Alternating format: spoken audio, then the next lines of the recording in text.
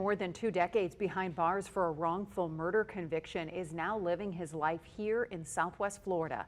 Now, Clay Chabot is telling us his story. Wink News reporter Annalise Iraola found out what kept him going in prison all those years.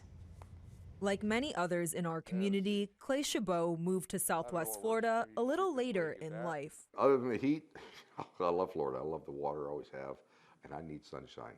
But Chabot does have a unique twist in his story. Look, you cut out the parts where I cry, right? Born in Ohio, Clay joined the military and served in the Navy. Once discharged, he moved to Texas and he and his wife had a son. In 1986, Chabot's life changed. He spent 22 years in a Texas prison after being wrongfully convicted. I just got out of the military a year or so, not even a year or so. Believed in the justice system just like everybody else as a kid, you know. And I thought the truth would prevail, and all I had to do was tell the truth.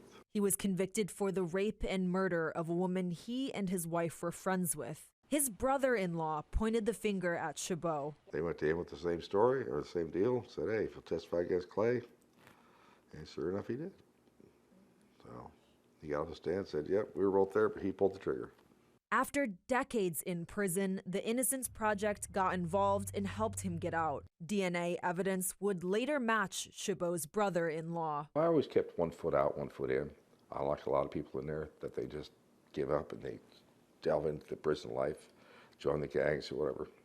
I didn't do that. I got educated when I was in there. I kept myself busy. He obtained several degrees while in prison and moved to Florida the morning after his release. Now remarried, he lives happily with his wife in Fort Myers. Annalise Iraola, Wink News. Now, Clay maintained his innocence throughout his time in prison. He says although at times he felt like giving up, in his mind he knew he was innocent, and now the rest of the world does too.